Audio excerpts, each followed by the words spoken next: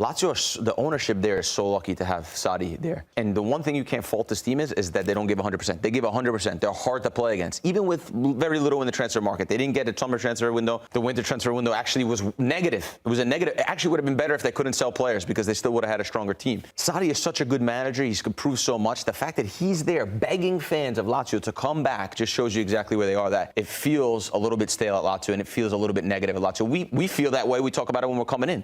Like, we got Lazio today. We're not sure what is it? What are they trying to accomplish? They're in the middle of no man's land, in the middle of the table.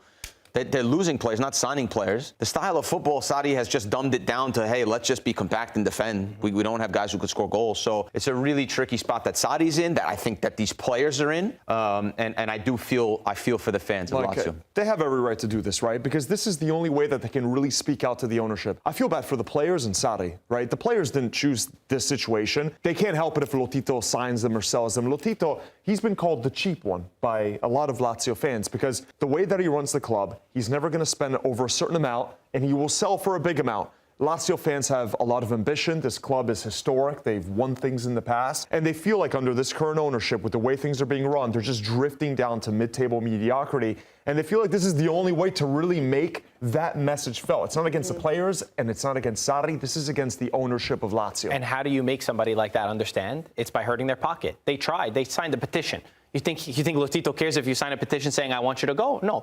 If you stop showing up to games, if you stop cheering for the team, all of a sudden, that's maybe the moment. And it's ironic that a couple days before, he starts announcing, oh, we're going to have a new stadium. We have these plans. He's basically trying anything to get the fans back on his side.